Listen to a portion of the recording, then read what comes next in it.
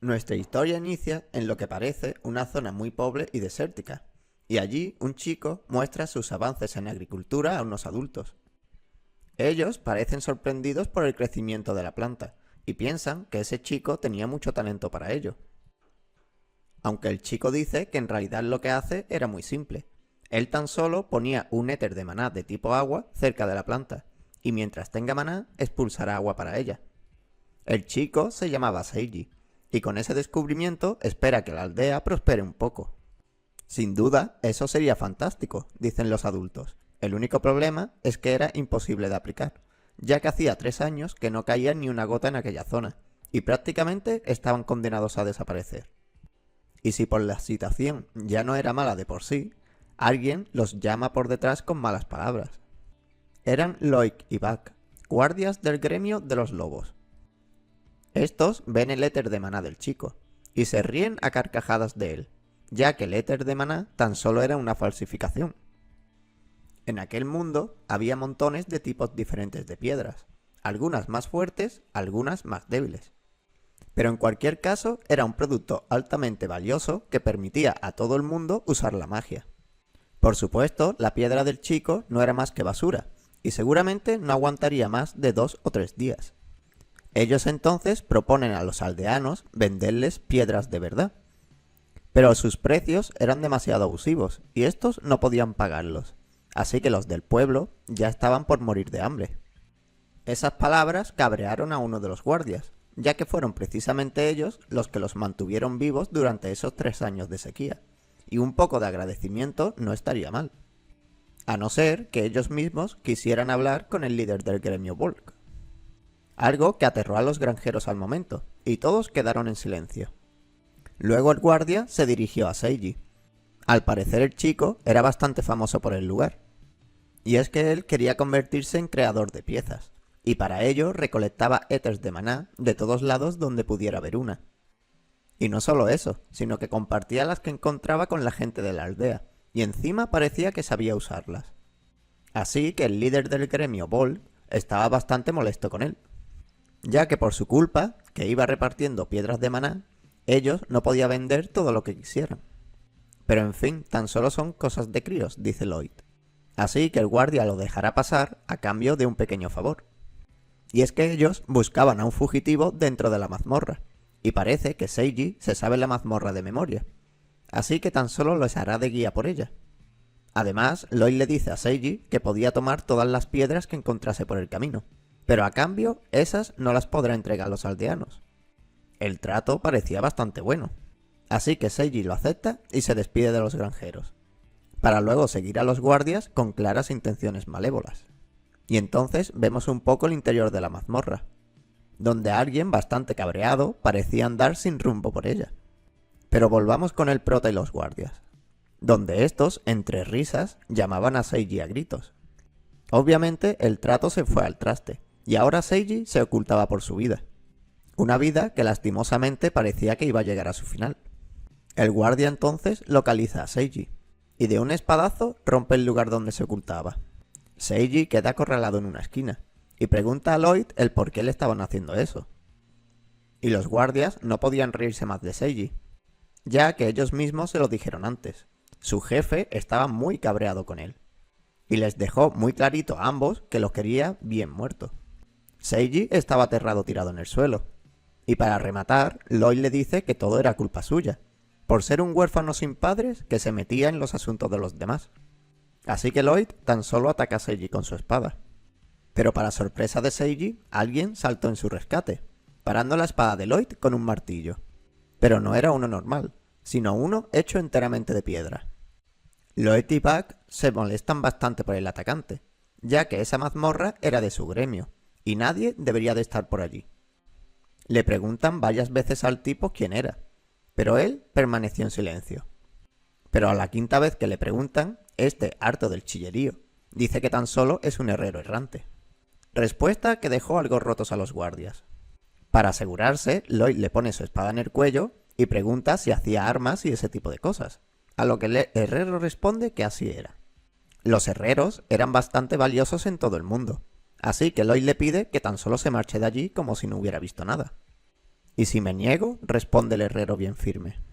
Pues obviamente lo matarían al igual que a Seiji. Y Lloyd ya se disponía a decapitar al herrero. Pero el herrero abrió su boca y de una mordida rompió la espada de Lloyd.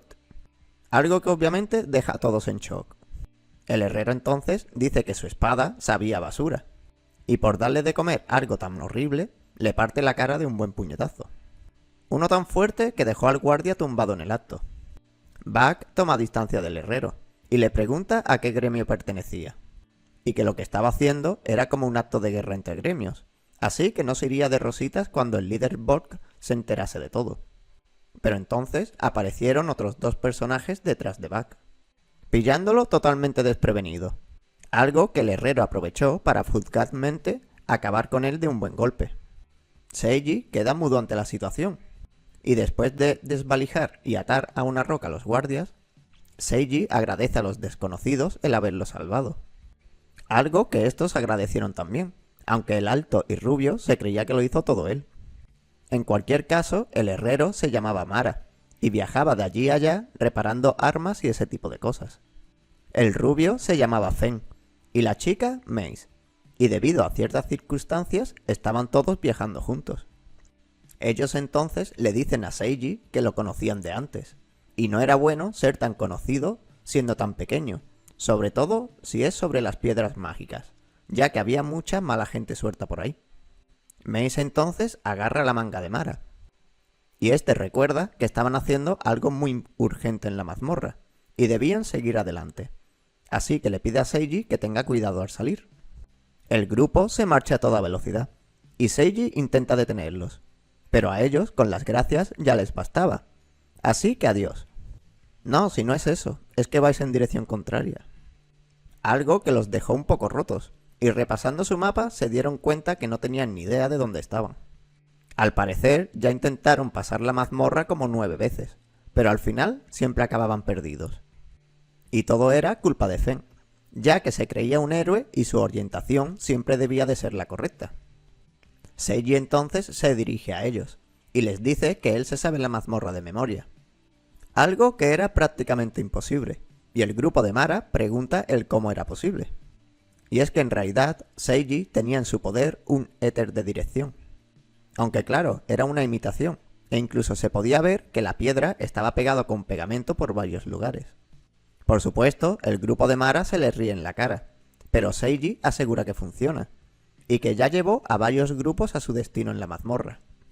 Además, Seiji explica que él solo toma las partes de las piedras que los demás tiran, y que aún funcionaba, así que juntando algunas partes se podía crear uno nuevo. Aún así, Mara dice que el éter de dirección era el éter más complicado de formular, y si ya son difíciles los que estaban bien, pues con uno medio roto no había nada que hacer. Pero Seiji se reafirmó, y aseguró que funcionaba. Y entonces de la nada la piedra se movió. Oportunidad que Seiji aprovechó para asegurar que su piedra sí que funcionaba. Y como allí todos son unos despreocupados, se llevan al niño al interior de la mazmorra. Aunque Lloyd los ve marcharse, y no parecía que tuvieran la intención de dejar las cosas así. Seiji y el grupo caminaron un poco por la mazmorra, hasta que llegaron a una especie de puerta con una cara. Y Seiji le dice a Mara que todos los grupos que llevó allí siempre bajaban por esa puerta. Y todos quedaron asombrados, ya que de verdad encontraron la entrada al siguiente piso. Y Mara seguía sin poder creérselo. La piedra del chico de verdad funcionaba. Y es que a la temprana edad que tenía Seiji, era imposible que éste pudiera crear piedras de maná. Pero aún así creó algo rudimentario que sí que funcionaba. Mara estaba sorprendido con la habilidad de Seiji, y sin miramientos le dice que poseía un gran potencial, y que si quería podía unírseles a su gremio.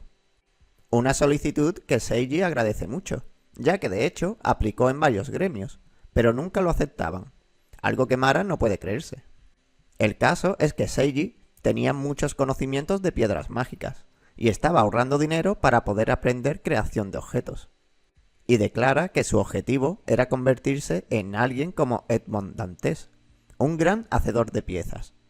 Declaración que pareció dejar a todo el grupo muerto. Una reacción que Seiji no esperaba para nada, ya que no era para tanto. Pero Mara, con su pelo encendido en llamas, parecía que estaba a punto de estallar. y Fen tuvo que pedirle que se calmara, ya que Seiji tan solo era un niño pequeño que no sabía lo que decía. Pero Mara se le acerca a Seiji con un rostro de pocos amigos, y le advierte a Seiji que nunca vuelva a mencionar el nombre de Edmond Dantes frente a él, o lo pagaría caro. Y espera que con esas palabras se lo haya dejado bastante claro. Algo que parece que así era.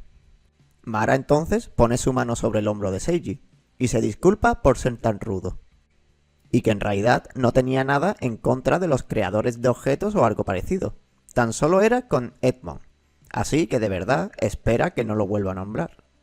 Y con todo claro, el grupo se dispone a seguir adelante, con Fen proclamando que vencerá a todos los enemigos que se encuentren.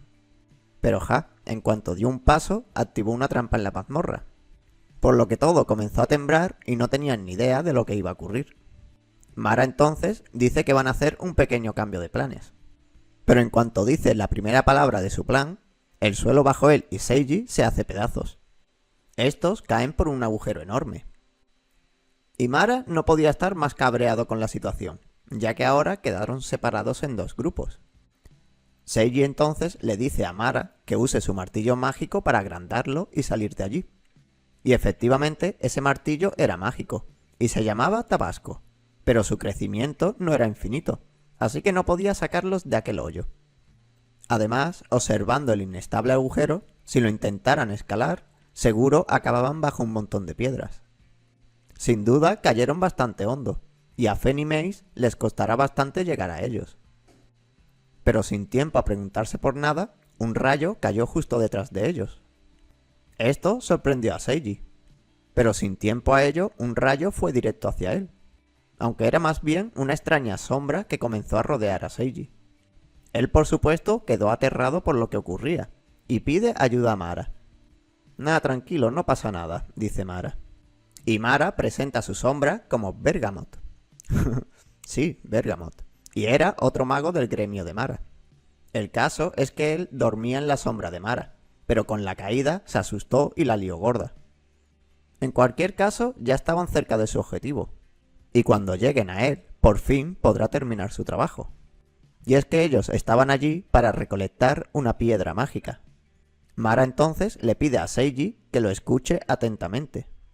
Y es que en los últimos años las zonas de sequía y hambruna no paraban de crecer. Y él y su gremio investigaron la causa de ello. Y lo que todas las zonas tenían en común era un extraño brillo violeta que había en el cielo. Una luz violeta que emanaba de mazmorras que aparecían de la nada. Y en su interior unas enormes piedras mágicas que absorbían todo el maná a su alrededor. A esas extrañas piedras ellos las llaman Aronía. Seiji entonces pregunta si acaso esa piedra es el causante de los malos de su pueblo. Pero ya no tenía tiempo para charlas, ya que debían darse prisa en acabar con ella, o ésta acabaría explotando y arrasaría con kilómetros de territorio. Y ahora volvemos con Fen y Mace, que corrían por la mazmorra como locos activando todas las trampas posibles. Aunque parece que se pasaron bastante de la raya, y toda la mazmorra estaba temblando a lo loco. Así que la situación era bastante grave, ya que seguramente Aronía estaba por explotar. Pero Mara y Bergamot podían encargarse solos de la piedra, así que ellos tan solo tenían que escapar de la derrumbe. Pero saliendo se dan cuenta que los guardias que atraparon escaparon y ya no estaban. Pero con todo el derrumbe que estaba ocurriendo, seguro que tan solo se fueron de allí, así que no le dan más vueltas. Y como Mace veía que Fen era muy lento, le pide permiso para tomarlo. Fen no se lo da, pero Mace igual lo agarra del cinturón y sale disparada volando a la salida. Y era rápida de verdad, ya que no solo iba a toda velocidad, sino que evadía cada roca que caía con gran destreza. Aunque Fen, que iba de paquete, se comía más de un golpe. Pero al final consiguieron salir de la mazmorra. Algunos mejor que otros, pero a salvos al fin y al cabo.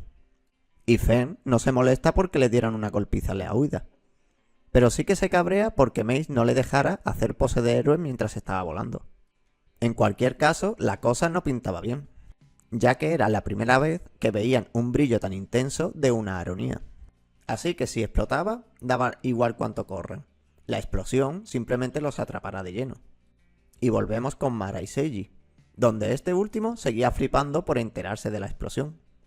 La energía que expulsaba la piedra era fuerte e intensa, y Seiji no parecía que pudiera aguantar mucho en aquella situación.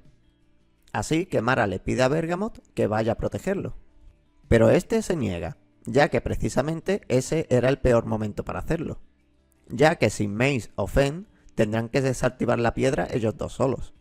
Sin duda, la situación de Seiji era una pena, pero su trabajo era más importante que él. Y por supuesto, la promesa que se hicieron entre ambos. Y le advierte muy seriamente a Mara que si por un solo segundo veía que la misión iba a fracasar, no dudará ni un instante en matar a Seiji. Pero Mara se agarra a los machos y le grita a Bergamot que se deje de tonterías y vaya a proteger a Seiji. Y Bergamot en silencio tiene que resignarse. La sombra entonces se separa de Mara y este sale disparado hacia la piedra mágica. Bergamot entonces se dirigió a Seiji y con su poder mete a Seiji en una especie de burbuja protectora. Mara consigue llegar a la piedra mágica y activando su martillo mágico Tabasco junto a sus técnicas de fundición de llamas y agarrando la piedra con unos alicates comienza a martillar la piedra, haciendo que cayeran enormes rayos por cada golpe que Mara hacía. Seiji estaba flipando con Mara, ya que desde luego esos golpes no eran nada normales. Bergamot entonces le pide a Seiji que se calme, y este, al hacerlo, se da cuenta de que lo cubría una niebla negra. Ese era el método de defensa de la piedra mágica, al verse en peligro, el grafito, por lo que debía evitar tocarla a toda costa. Seiji entonces pregunta por Mara, ya que él lo estaba tocando, pero Bergamot le explica que él no era un humano corriente. Así que por ahora no debía de preocuparse por él. Pero al saber eso, Seiji no puede evitar preguntarse quién era Mara en realidad. Mara por su parte siguió golpeando la piedra sin descanso. Pero había algo raro, ya que era la primera vez que no podía reprimir una piedra mágica. De hecho, podía sentir perfectamente cómo la piedra mágica lo rechazaba por completo. La piedra lo repudió tanto que incluso Mara casi sale volando hacia atrás. Y viéndose en esa situación, creían que poco podían hacer, y estaban casi perdiendo las esperanzas. Y Seiji ya se estaba esperando lo peor. Sus amigos, su pueblo entero, todo estaba por estallar por los aires. Así que él debía detenerlo a como dé lugar. Y armándose de valor, Seiji simplemente salió disparado de su burbuja, para recoger las tenazas de Mara. Él las agarra con todas sus fuerzas, y las utiliza para controlar el poder de la piedra mágica. Esto deja loquísimo a Mara, y sin perder un segundo, Seiji le pide a Mara que golpee la piedra. Pero esa no parecía ser una opción, ya que si lo hacía, él será reducido a cenizas. Aunque Bergamot le dice a Mara que aproveche la situación, ya que el chico ya se expuso al miasma, y no había nada que hacer con él. De hecho, se podía ver cómo el maná oscuro de la piedra comenzaba a mutar a Seiji. Por lo que si no acababan rápido con el trabajo, Seiji al final se convertiría en un demonio completo.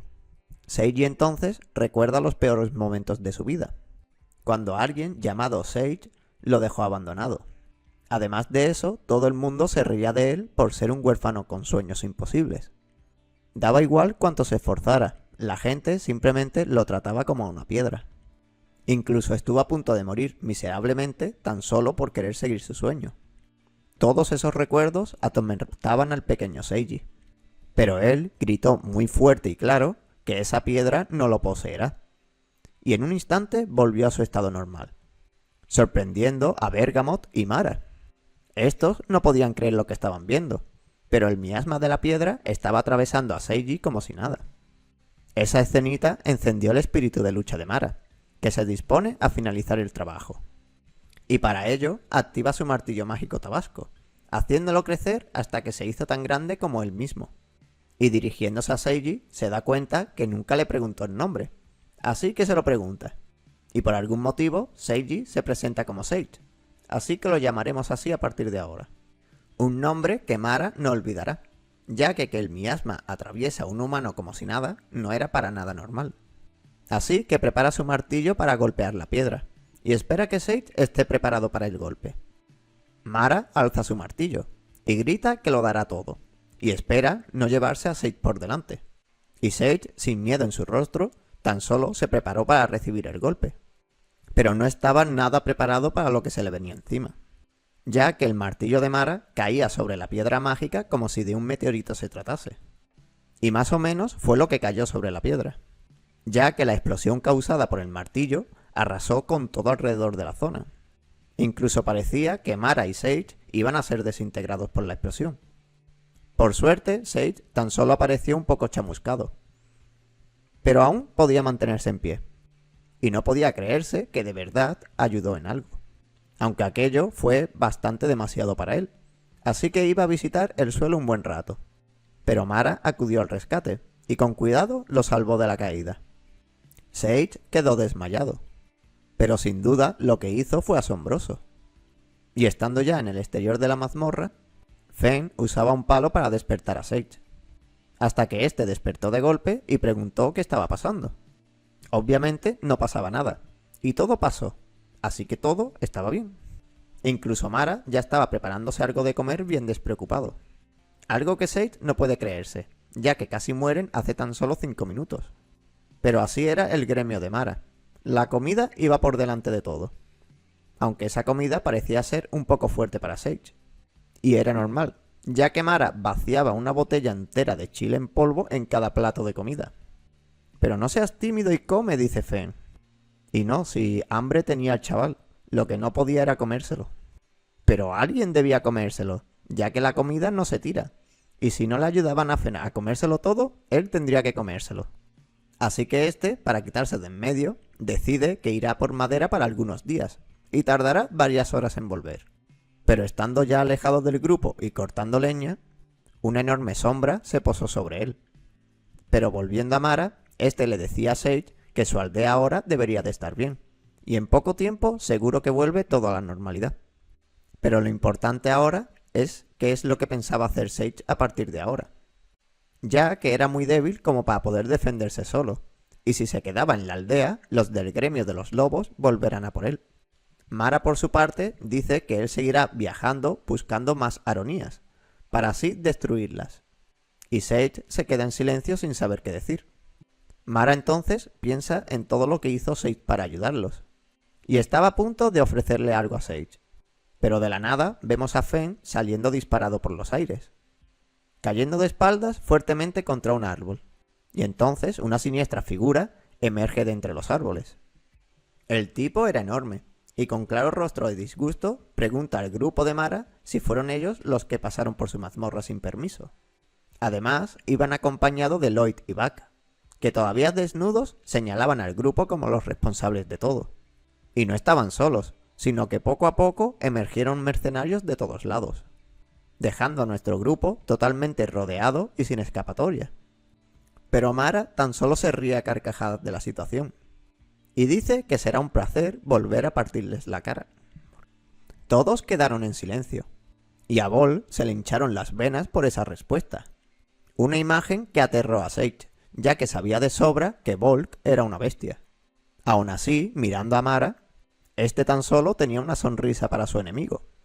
Bol entonces pregunta por el gremio de Mara, para dejar las cosas claras desde el principio. Y Mara responde que él es el líder del gremio Pimienta Roja, y se dedican a destruir mazmorras peligrosas por todo el mundo. Y Bol le dice que su mazmorra estaba perfectamente, y aunque no lo estuviera, no tenían permiso para entrar y arrasar con ella sin más. Sage entonces le pide a Mara intentar hablar bien con Volk, ya que de verdad que él era muy fuerte, y no solo de boquilla, además estaban rodeados por todos sus hombres. Pero Mara se ríe aún más por eso, ya que su grupo es tan importante que todos los rivales fueron a por ellos a verlos, así que no podían defraudar las expectativas. Y con su martillo en alto exige que corra la sangre de una maldita vez. Esto deja en shock a Sage, pero Fen, al escuchar fiesta, saca sus 2 hachas y grita ¡guerra! Fen parecía bastante emocionado por la batalla, ya que de hecho hacía bastante tiempo que no peleaban contra nadie. Y eso estaba mal. Pero Mara le dice que guarde sus hachas, y que tan solo utilice sus puños. Fen tira sus hachas al momento, y gritando que un héroe no necesita armas, carga contra el gremio de los lobos. Uno de los malos se dispuso a bloquear a Fen. y con su espada en alto ya iba a cortarlo en dos. Pero la espada del malo, al tocar el cuello de Feng, simplemente se rompió en pedazos, dejando obviamente al resto del gremio con sudores gordos. Pero el combate seguía, y Feng dejó KO al tipo malo de tan solo un puñetazo. Otro entonces sorprendió a Feng por detrás, pero al igual que la espada de antes, en cuanto tocó a Feng, su arma se hizo añicos. Todos se quedan sorprendidos por Feng, ya que no tenían forma de hacerle daño. Incluso Sage está sorprendido, pero Mara le dice que en realidad eso no es nada. Volk entonces manda a todos sus hombres a la carga, y estos en manada obedecen, cargando con todo contra Feng. Pobres villanos de pacotilla, piensa Feng, que tan solo quedándose quieto destruyó todas las armas de sus enemigos. Y después de eso era su turno de repartir estopa, y como una bestia agarraba a 2 o 3 en cada mano para luego aplastarlos sin piedad contra el suelo. Feng parecía una auténtica bestia, y nada parecía poder pararlo. Pero seguía siendo humano después de todo. Y cuando estuvo lo suficientemente rodeado, los malos lo dominaron por completo. Es mi turno entonces, dice Mace, que de unos agujeros en sus manos comienza a levantar el aire, hasta que creó con ellas poderosas ráfagas de viento que hacía saltar por los aires a todos los malos. Sin duda parecía tan solo viento, pero el tamaño de las rocas que levantaba con ello para nada era normal. Mace entonces hizo saltar toda la zona por los aires con su técnica, pero los malos aguantaron el golpe, ya que poseían un poderoso escudo mágico. Ese escudo poseía magia especial de defensa, y mientras lo tuviera, Mace no podría llegar a ellos. Pero una piedra bien gorda le dio en la cabeza por detrás. Y es que Mace podía manipular los objetos de cierta forma especial, y una barrera frontal no podría pararla. Además, mientras todos estaban luchando contra Feng, ella aprovechó para cubrir el cielo con pesadas rocas y demás objetos pesados. Una imagen que por supuesto aterró a todos los malos. Pero no había piedad para ellos. Así que Mace cubrió el escenario con una lluvia meteórica de piedras. Aunque Mace no era de las que controlaba bien, y Sage y Mara estaban recibiendo los golpes igual que los malos. Ella entonces para su magia al darse cuenta de eso, y le pide a Mara que termine de una vez. Lloyd estaba flipando por el poder del gremio Pimienta Roja. Pero no tenían que preocuparse. Después de todo tenían a Volk, que era súper poderoso. Pero fíjense bien, señores. Este es el rostro de una persona que se pasó de listo y ahora se da cuenta que va a pagar por todas sus tonterías. Mara entonces encara a Volk, haciendo que Lloyd directamente saliera corriendo. Y Mara les pregunta a qué venía tanta historia con la mazmorra. Después de todo, estaba completamente vacía. No había monstruos ni tesoros. Así que Mara se pregunta si acaso el gremio de los lobos sabía que aquella mazmorra estaba arrasando con la zona. Y aun sabiéndolo, decidieron sacar provecho y dejarla como estaba. Y no contentos con eso, además explotaban a los aldeanos. Así que Mara llega a la conclusión que como mínimo Volk debía de saber de la existencia de las aronías. Algo que por la reacción de Volk parecía que así era. Y entonces de la nada, el suelo comenzó a brillar. Era un hechizo de Volk, realizado por un guantelete mágico especial que poseía. La magia era robo, y literal podía robarte hasta la fuerza del cuerpo, por lo que los músculos de Volk crecieron bastante. Por supuesto, no podía absorber fuerza infinita, o reventaría, pero debía intentarlo contra Mara o sería el fin. Ya que si cierta persona se llega a enterar de que Mara y su grupo lo saben todo, le caería algo mucho peor que la muerte. Mara entonces le pide a Volk que terminara de una vez con esa magia, ya que en realidad le estaba dando bastante dolor de estómago. Y también le dice a Volk que no le pegaría si le contaba todo lo que sabía sobre las aronías. Pero Volk no iba a contestar, y en su lugar cargó de frente contra Mara. Pues nada, martillazo directo en el cráneo, loco. Uno tan fuerte que hundió a Volk por completo varios metros bajo el suelo, dejándolo obviamente KO en el acto, y dejando a Mara como el claro vencedor, aunque hubiera preferido que Volk le respondiera a sus preguntas. Y ahora viajamos un tiempo atrás, cuando Volk era un don nadie e incluso se planteaba el buscar trabajo y dejar la lucha. Pero entonces un tipo siniestro se le acercó a él, y él estaba allí para ofrecerle un trabajo a Volk, uno que no podía rechazar. Lo único que tenía que hacer era dejar aquel cofre con una gema dentro en una mazmorra y protegerla para que nadie fuera. Sin duda, era un trato demasiado bueno como para él negarse, así que junto a su gremio aceptaron el trabajo. Y explicándole eso a Mara, Bolg jura que es todo lo que sabe sobre la piedra mágica. Pero Mara levanta su martillo esperando algo más. Y aunque Mara golpeó varias veces a Bolg, parece que este de verdad no sabía nada más. Así que Mara y su grupo se desilusionan un poco. Sage entonces aparece por detrás, llamando a Mara. Y como él pidió, Sage reunió a toda la gente del pueblo. Sage entonces le dice a todos que el gremio de Mara destruyó la mazmorra, y además el líder del gremio de los lobos.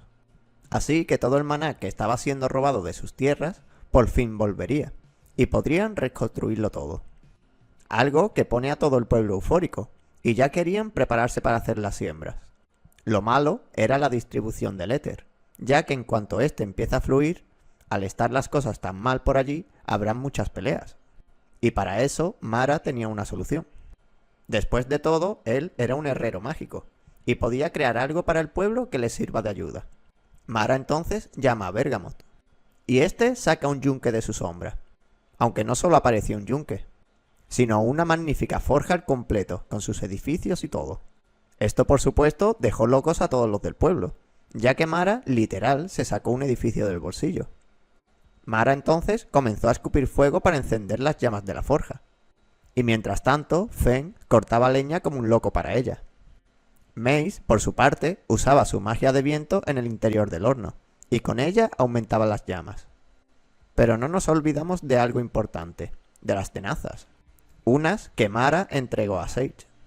Y Mara le dice que su sueño era hacerse creador de objetos, así que ayudarlo en la forja le sería muy útil. Y despreocupadamente le dice a Sage que no tenga miedo, ya que van a hacer algo normal, y nada loco como en la mazmorra. Tan solo tenía que agarrar bien las tenazas y él le irá enseñando algunas cosas. Algo que emocionó mucho a Sage. La luz de la forja iluminaba la noche, y el martilleo de Mara resonaba por todo el lugar. Y mientras lo hacía, le iba explicando a Sage cómo debía de agarrar las piedras, o cómo colocarlas de forma correcta. Y así entre los dos martillearon y martillearon. Mace, por su parte, tenía que quedarse cerca para mantener las llamas. Y por otro lado, Feng observaba la hermosa noche, con un inesperado visitante.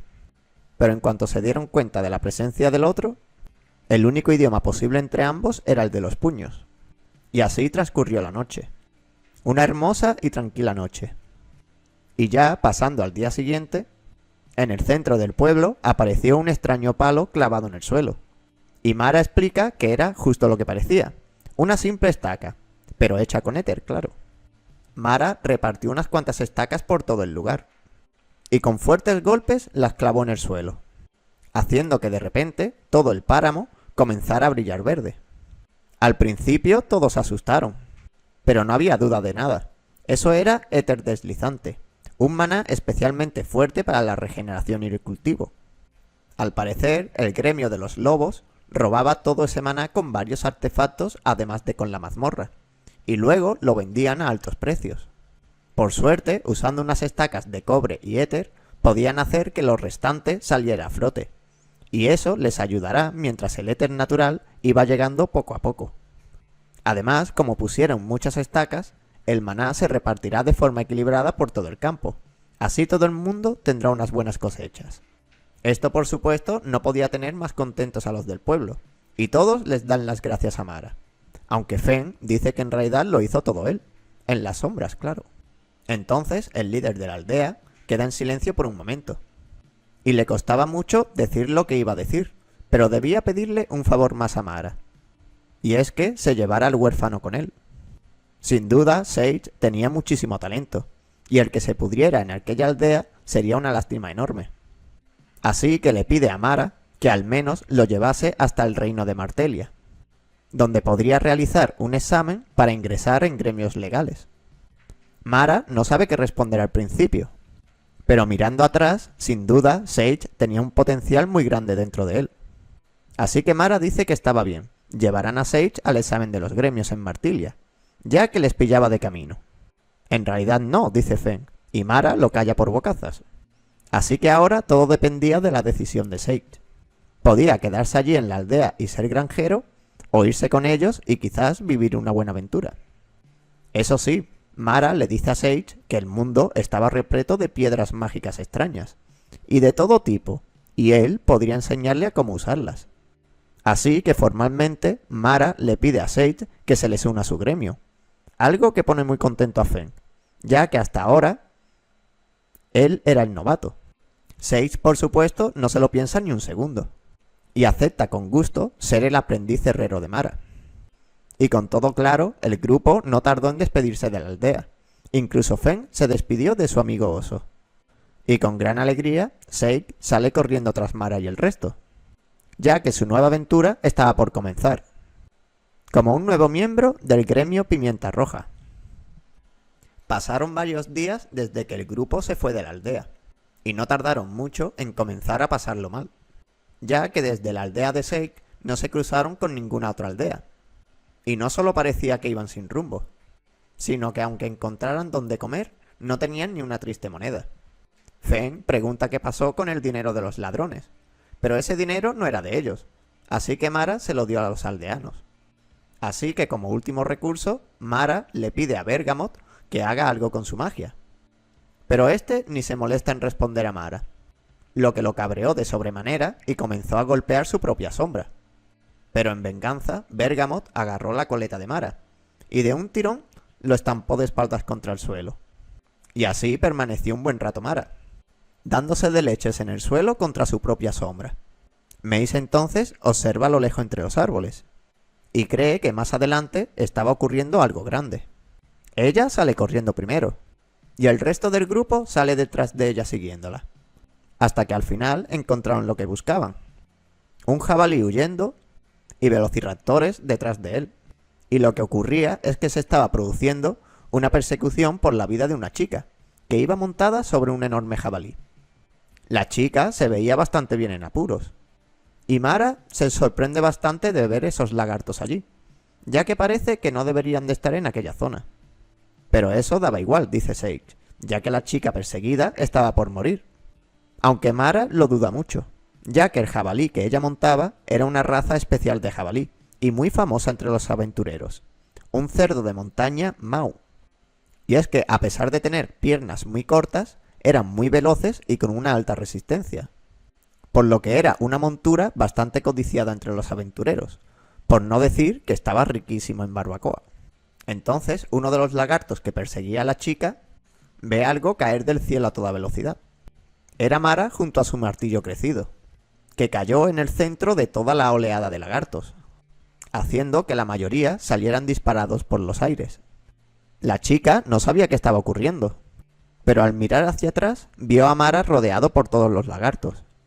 Y es que Mara tenía la intención de salvar a la chica para que luego ella le deje comerse al jabalí. Los lagartos entonces entran en acción, aunque poco podían hacer contra la velocidad de Mara, que evadía cada golpe que le hacían, y devolvía otro 1000 veces más fuerte. Casi como un rayo, Mara destrozaba lagartos de 5 en 5. Pero por algún motivo, la chica no estaba contenta, y lo que Mara estaba haciendo para nada era bueno. El caso es que todos los lagartos rodean a Mara con clara intención de zampárselo, algo que Mara, haciendo crecer aún más su martillo, no estaba dispuesto a dejar que ocurriese. Los lagartos entonces cargaron contra Mara en manada, y Mara se prepara con su martillo para recibirlos a todos, con un poderoso golpe en el suelo, uno que hizo estallar llamas tan potentes como las de un horno de forja. La mayoría de los lagartos quedaron bien crujientes, y los que vieron a los calcinados se dieron a la fuga con la cola entre las piernas, algo que molestó a Mara, ya que no mató ni a la mitad y ya todos salían corriendo. Mara entonces se acerca a la chica sobre el jabalí, y lo primero que le dice es que le debe una buena comida por la salvada. Pero la chica comenzó a gritar como pura histérica, y le dice a Mara que todo estaba controlado, y había arruinado su plan, dejando esto obviamente bastante roto a Mara.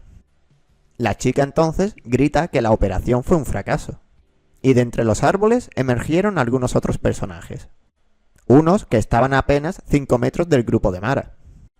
El caso es que ellos se ponían de carnada para dirigir a los lagartos hacia el cañón, pero después de que Mara los atacara, duda de que el plan vuelva a funcionar. Yo solo quería ayudar, mujer. No tendrás algo de comer, ¿no? Aunque diciéndole tenía su mirada bien clavada en el jabalí de la chica. Así que ésta le deja claro que su jabalí no era para comer.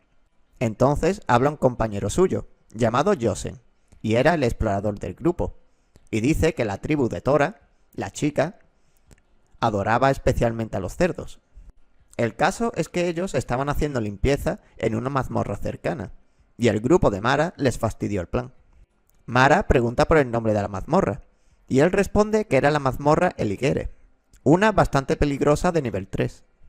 El caso es que ellos contrataron a un grupo llamado Gremio de los Lobos. Pero por algún motivo ellos dejaron de ir a las misiones, y ahora tenían un gran problema de personal. Y es por eso que Tora, la saqueadora, estuviera haciendo de cebo para sacar a los monstruos de la mazmorra.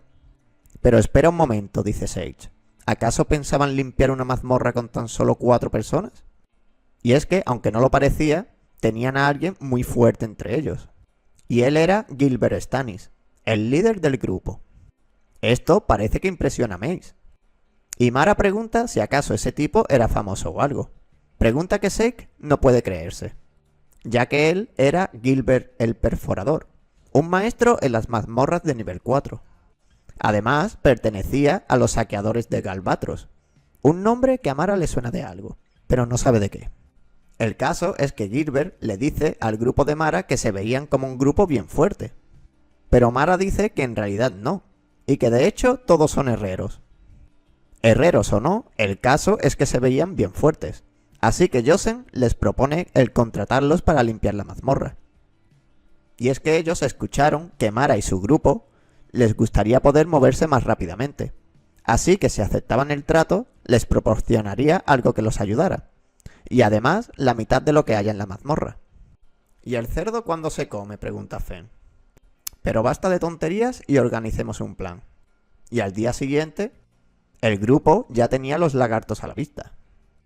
Entonces nos explican que Eligere no era un jefe por lo general muy fuerte, pero estaba clasificado como nivel 3 por su habilidad pasiva, Grito Sangriento, una habilidad muy molesta que usaba cuando éste era atacado. Sus gritos nublaban la mente de todos los lagartos a su alrededor, haciendo que estos entraran en modo berserker y tan solo pensaran en defender a su reina a coste suyo. La habilidad era mucho más molesta de lo que parecía, y para eso estaban intentando alejar tantos lagartos de la reina como pudieran. Pero ese plan ya se fastidió, así que Mara piensa que tan solo deberían de entrar por la puerta grande y arrasar con todo de frente. Pero tampoco era una opción, ya que si Eligere detectaba intrusos en su mazmorra, ella cavaría un agujero muy hondo y se quedaría allí escondida. Pero pues tampoco es que les quedara de otra, así que se dividirán en 2 grupos y cargarán contra los lagartos. Es ahí donde entran Mara y Gilbert cargando contra todos los lagartos desde el cielo.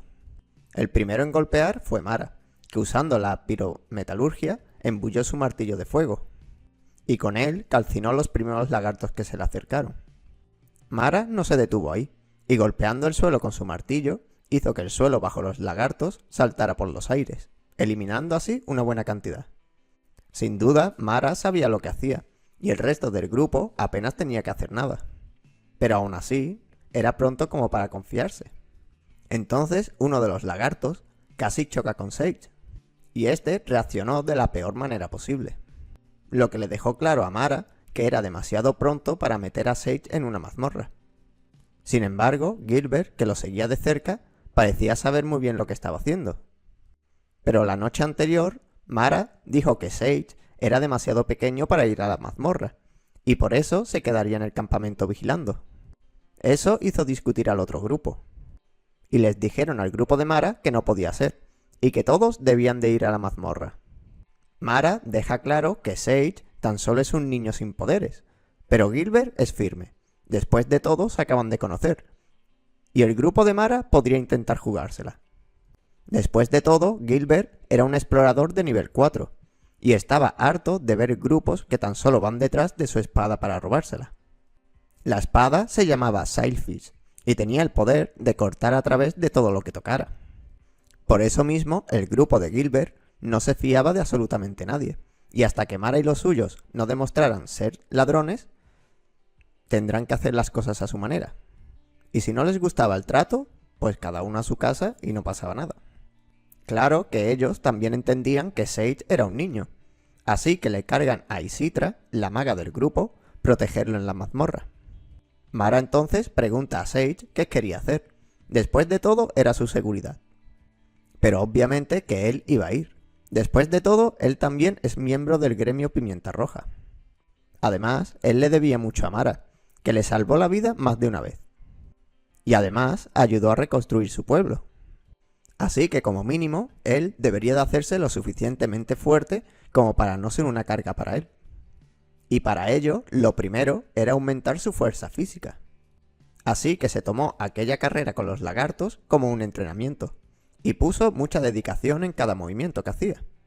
Algo de lo que Fenn se da cuenta, y felicita a Sage por su esfuerzo. El lagarto de mi espalda es un nuevo amigo, dice Fenn. No te preocupes por él.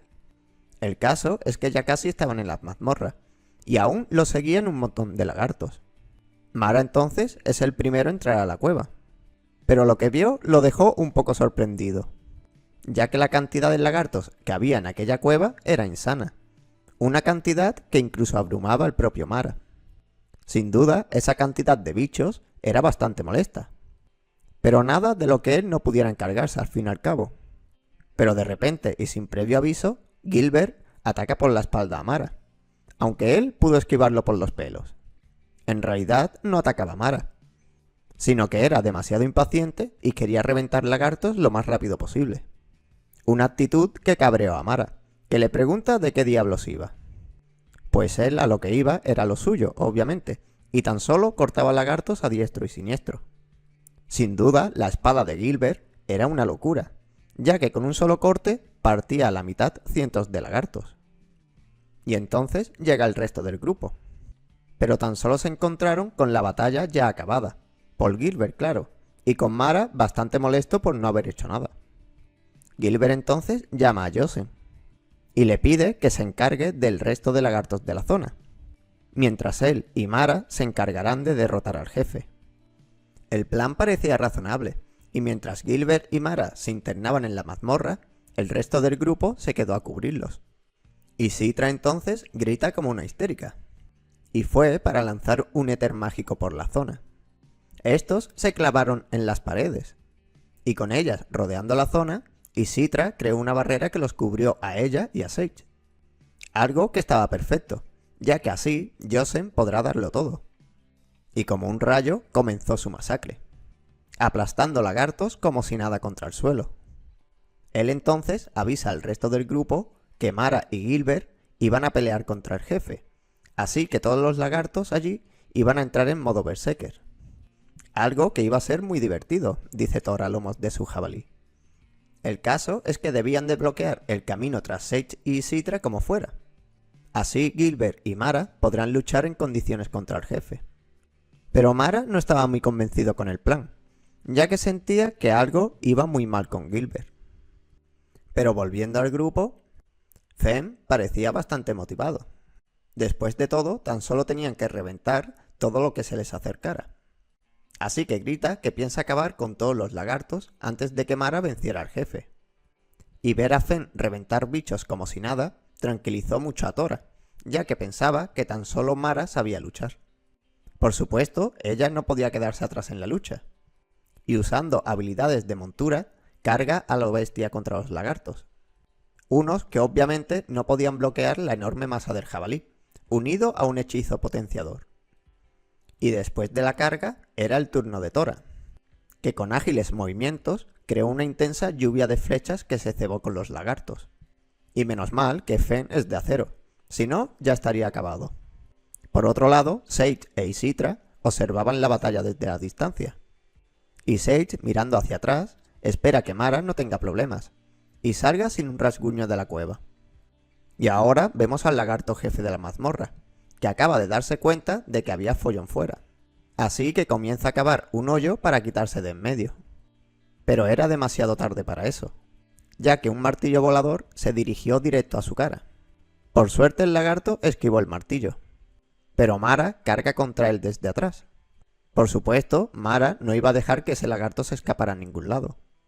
Y el jefe, al verse ya acorralado, atacó a Mara con un cuchillo. Pero Mara lo esquivó deslizándose por el suelo, hasta llegar a su martillo y recuperarlo.